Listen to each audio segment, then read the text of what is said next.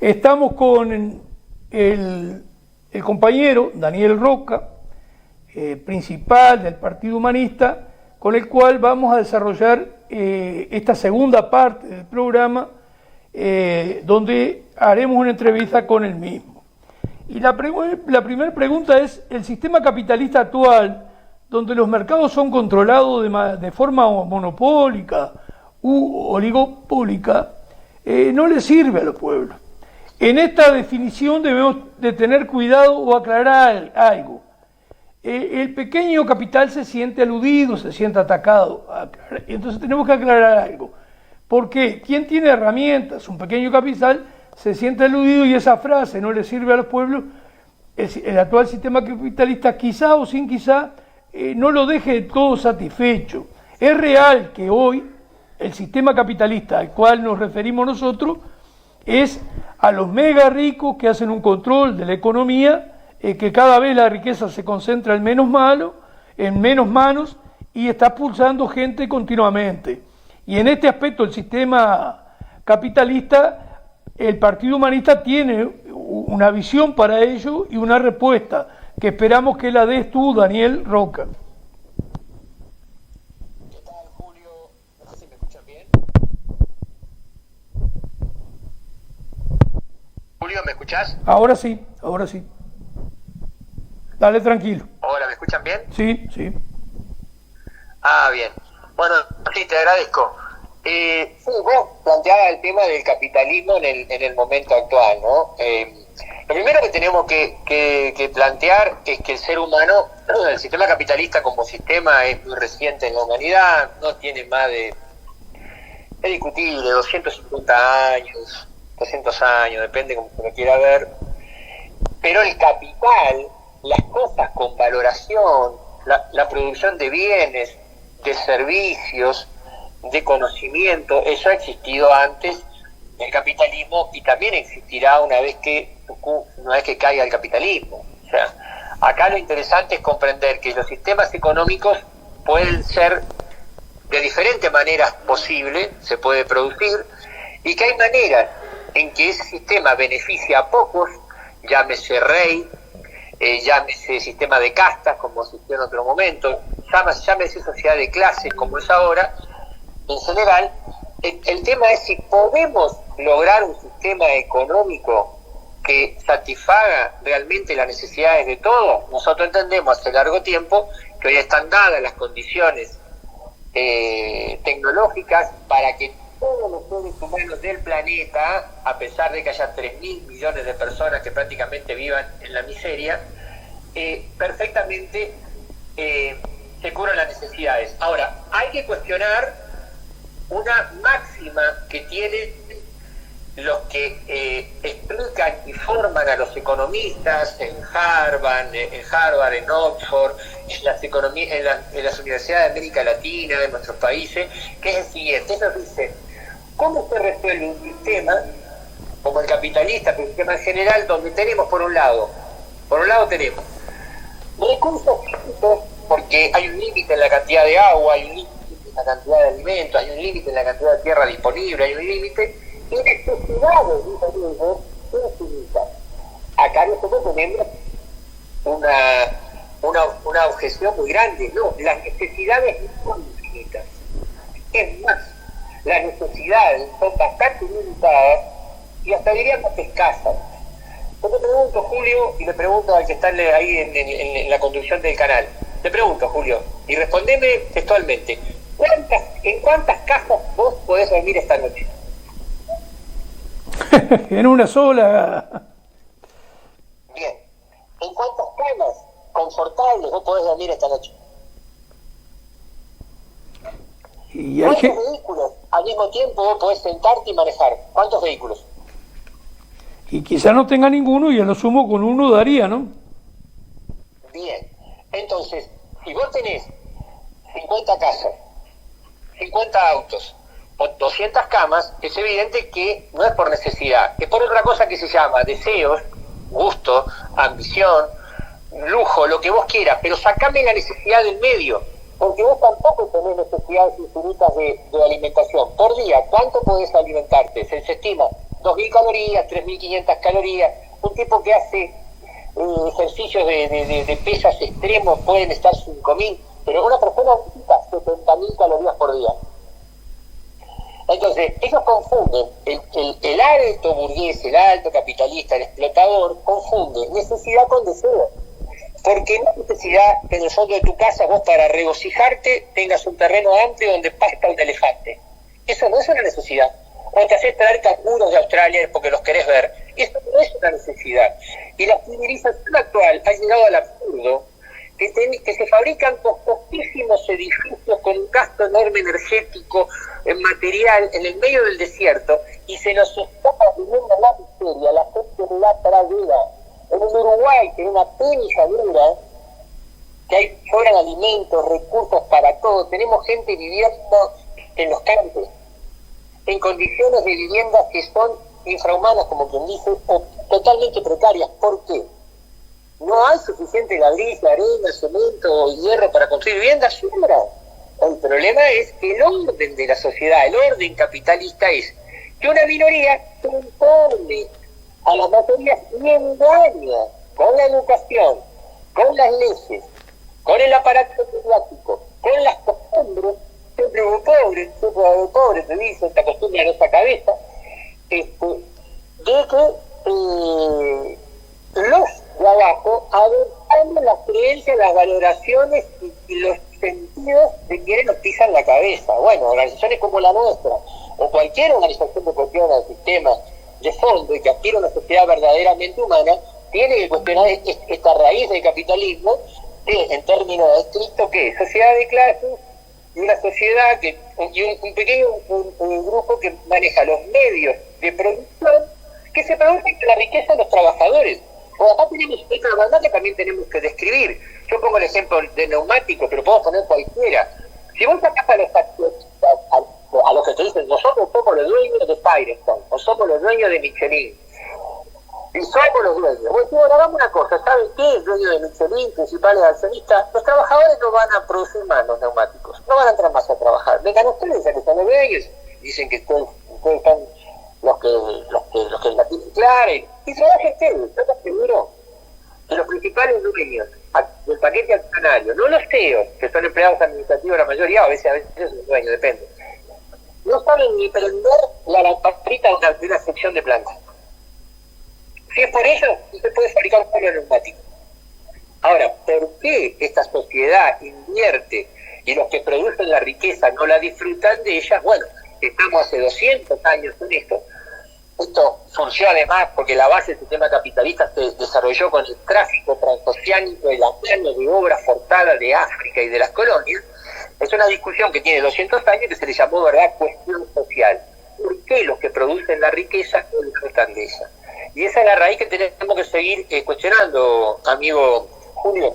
Aunque no esté de moda, hago la pregunta, ¿cómo va a estar de moda el tipo de discurso y de ideología del que a vos te somete? Lo que está de moda es que vos adoptes la ideología del que te pise la cabeza. Te están pisando la cabeza y te dices, decime gracias. Eso es un poco lo que ocurre hoy, ¿no?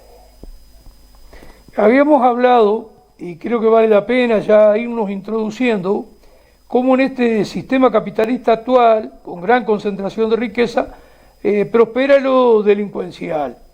Es un sistema que ya es un poco mafioso y allí aparece el narcotráfico que penetra vastos sectores de la sociedad, incluso a quienes debían de combatirlo. ¿Qué se te ocurre sobre este tema? Por ejemplo, ¿qué ocurre en las cárceles, para empezar? Que debería ser el primer eslabón en ese combate a lo delincuencial, ¿no? Bueno, ya que mencionas las cárceles, a mí siempre se me ocurre pensar, ¿qué dirías vos, Julio, si en la liga de la lucha antitabaco, cuando vos entrás, pasás a alguna de las habitaciones y hay ceniceros, hay puchos prendidos? Bueno, sería raro, ¿verdad? O si vos vas a Alcohólicos Anónimos y están tomando alcohol, hay botellas por todos lados, pero ustedes consumen o luchan contra. Bueno, lo mismo ocurre a nivel carcelario. Si los amigos hoy en un buscador de internet ponen droga en las cárceles, se van a encontrar con informes de todas partes del mundo, de España, de Estados Unidos, de Centroamérica, donde sea, de la cantidad, y por supuesto también del Río de la Plata, la cantidad de droga que habitualmente se consume en las cárceles. Está naturalizado. Entonces la pregunta es, ¿pero cómo? ¿No es el sistema judicial y el ejecutivo, bueno, y también el legislativo que hace las leyes, los que terminan desarrollando las cárceles, las construyen, ponen las camas? Cuando alguien entra detenido, lo revisan. No entra supuestamente nada que no tenga que entrar, y están asumiendo que el 20, el 30% de la gente que está en las cárceles consume droga. Entonces la pregunta es, si no pueden ni siquiera controlar en las cárceles que crean para recluir a las personas, ¿ustedes nos quieren hacer creer que ustedes controlan o pretenden controlar en serio la droga que está en la sociedad en general? Bueno, acá, y lo dejo para no extenderme demasiado, hay que buscar un poco cuál ha sido la historia de las drogas. Recordemos que el ACDC, el banco que tenemos en nuestros países, fue el banco que creó el Imperio Inglés cuando en la Guerra del Opio se declaró que el Estado narcotraficante junto con Francia llenaron de droga en Medio Oriente. Busquen en internet, Guerra del Opio, rol del ACDC, un banco que hasta hace poco y cada tanto recibe multas por todo el lavado del dinero ilícito que cada tanto alguna investigación los delata, que para ellos son como pagar una multita y siguen adelante, ¿no?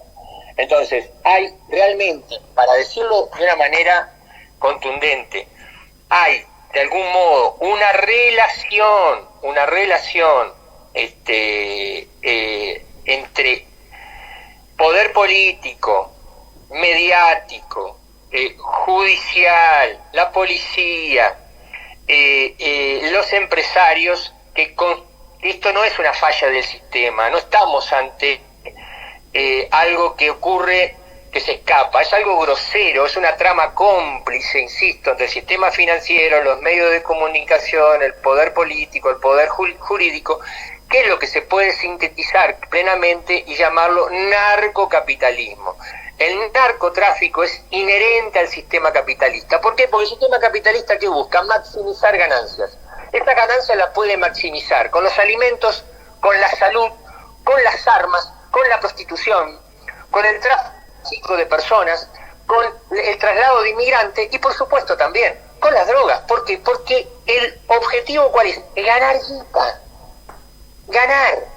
Hacer plata con lo que sea, con el agua, y no lo pueden hacer con el aire, aunque en realidad es relativo, porque con el tema de los bonos de carbono entre países que contaminan y no, también han financiarizado hasta el mismo aire. Y el día que lo puedan encapsular te van a cobrar un impuesto para poder respirar, porque ese es el signo que mueve y que empuja el capitalismo, maximizar ganancias. Claro, ahí aparece claramente que realmente es un sistema que no está concebido para satisfacer las necesidades de la gente, sino que en realidad el objetivo es generar ganancias. Si para generar esas ganancias precisan gente, bueno, hay determinada cantidad de empleo o de inclusión, pero si se crean las condiciones como se están creando a partir de los avances tecnológicos, que para hacer ganancia puede disponer y precisar solo de un porcentaje menor de la población que no tiene grandes capitales o medios propios, el resultado puede ser una sociedad muy embromada, ¿no? Bueno, hay algunas que no son cuestiones de conspiración, lo dicen. Hay un documental muy bueno que se llama El 1%, tiene ya muchos años, está en internet, subido en varios capítulos, y ahí todavía vivía Milton Friedman, el padre, entre comillas, del neoliberalismo más moderno, de la escuela de Chicago, y hay un multimillonario que le preguntan ¿cuál sería su deseo?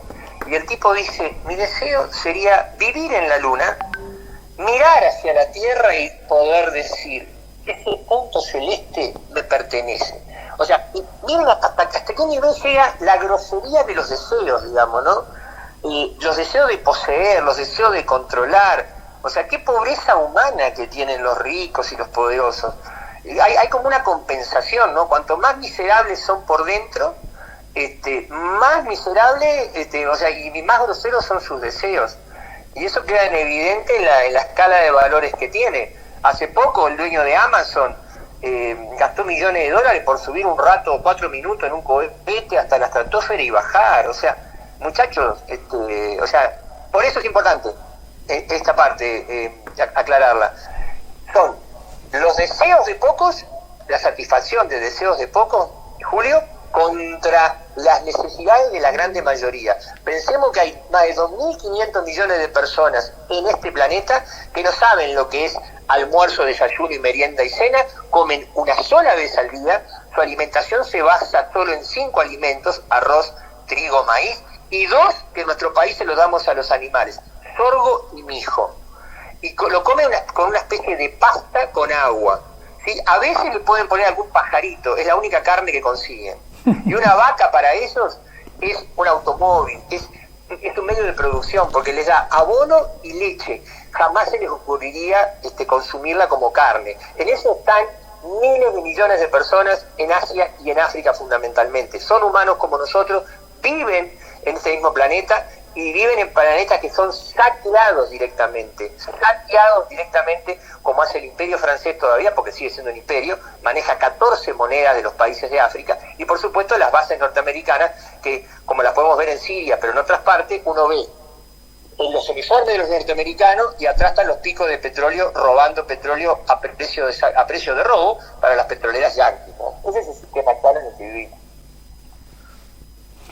Podríamos pasar a hacer un análisis, porque se ha ido el tiempo, pero sin duda ninguna muy sustancioso lo que has aportado, Daniel.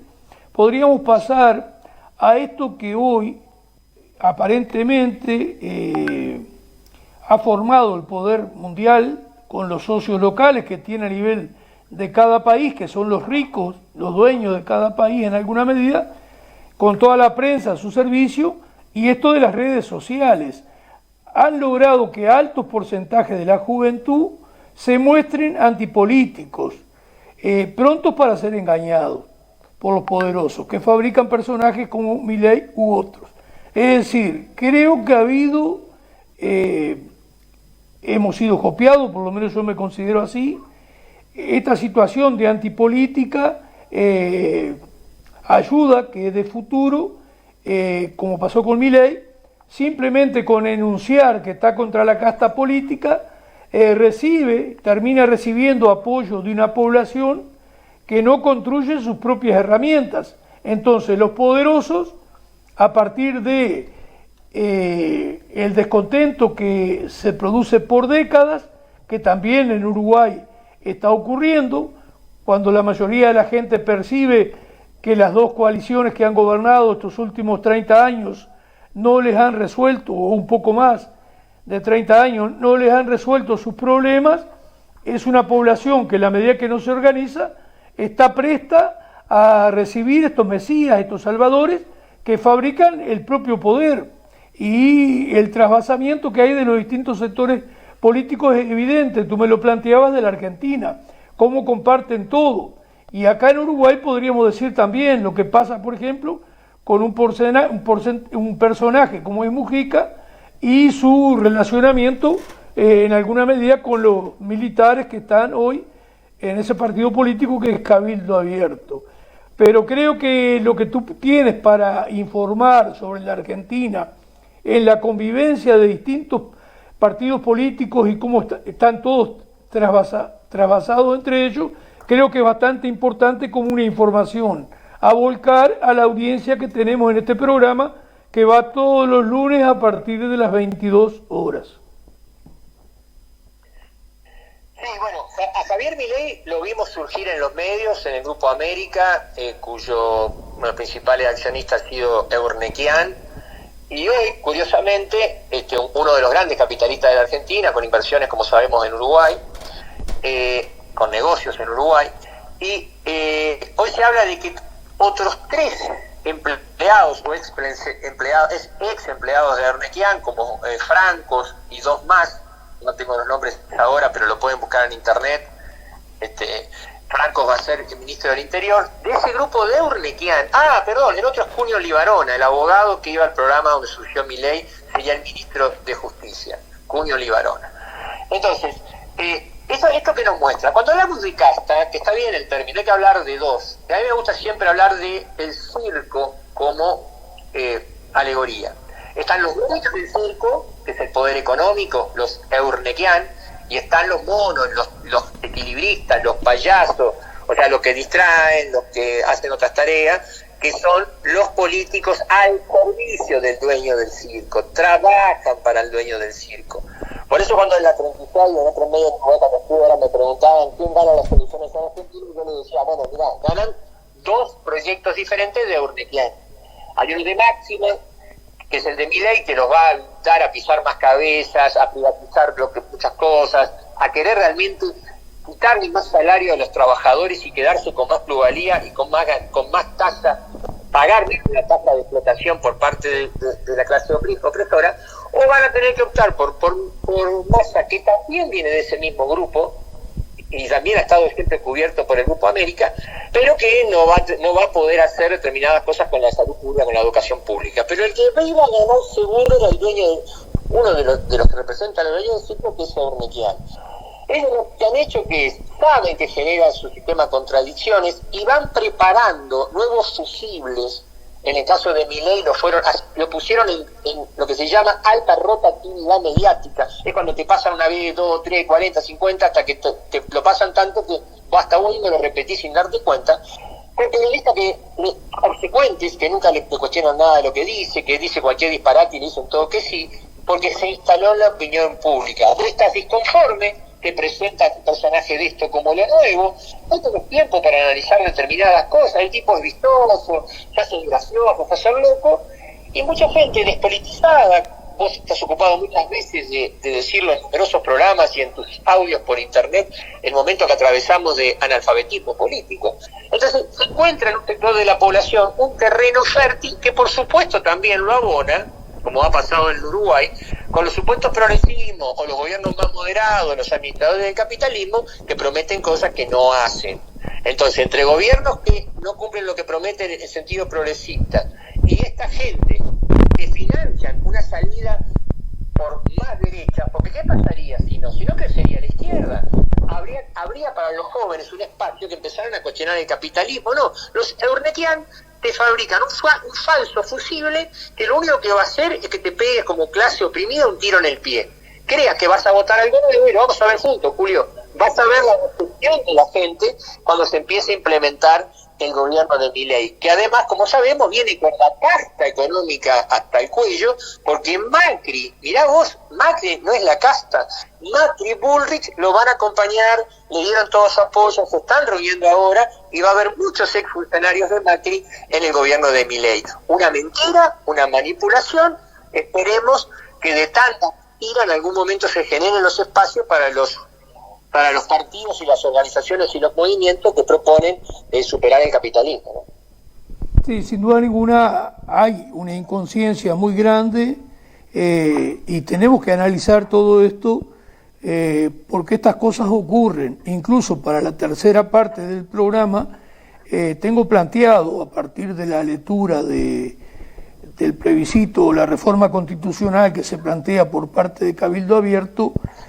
si algunos planteos nuestros que le hacen más difícil a la población la comprensión, y como tienen la habilidad suficiente de plantear un interés que es mejor que el que hoy está instalado, de un 30%, pero eso lo hace mucho más permisivo, más creíble ante la población, y no porque lo que estemos diciendo nosotros no sea real, que en realidad el dinero sale de la nada y nunca podría servir para expoliar a la gente. Demasiado tenemos con la explotación que se hace directamente en la producción.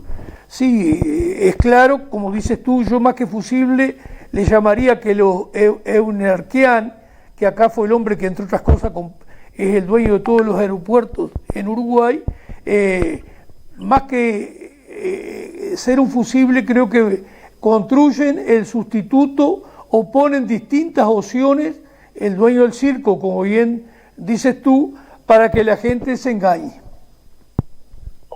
No, cuando digo flexible, porque Milei va a ser como Macri, al poco tiempo después va a tener un alto repudio, van a perder las elecciones. El problema es que en el tiempo que van a estar, van a saquear tanto y van a robar tanto y van a entregar tanto a al gran capital, que después cuesta mucho retomar, o sea, volver. Ya lo hizo Macri con tomando la deuda que hizo, y estos van a entregar la cordillera, van a privatizar YPF, van a entregar mucho patrimonio del pueblo, de lo que va quedando, ¿no?, a las grandes corporaciones. Sí, sin duda ninguna va a tener un nuevo endeudamiento gravísimo Argentina, y como bien dices tú, parte del patrimonio inclusive del país e inclusive lo que hoy todavía queda de capital de todos, lo estatal, va a pasar a manos de extranjeras, ¿no? Exacto. Julio, para terminar, dejo la recomendación para el que le interesa de un libro interesante para estudiar todos los fenómenos de Milei, más allá de lo que pasa en Argentina, y para prevenirlos en Uruguay, de Pablo Stefanoni, un escritor argentino, que se llama La rebeldía se volvió de derecha. Se baja fácil de internet en PDF, es un libro no muy largo y es muy recomendable para que entendamos que estas cosas están llegando tarde a nosotros, pero que en Europa ya están encaminadas después de la crisis, sobre todo del 2008. Bueno, se nos ha ido el tiempo, Daniel, pero creo que ha sido muy sustanciosa tu participación en esta segunda parte del programa. Un abrazo y estamos en contacto. Un abrazo enorme. Seguimos en contacto. Bueno, ese tema del libro, yo tengo la información, cualquier cosa, si hay algún interesado dentro de la audiencia, sería solicitármelo. Sí, estamos entre este panorama y haríamos la segunda propaganda, Homero.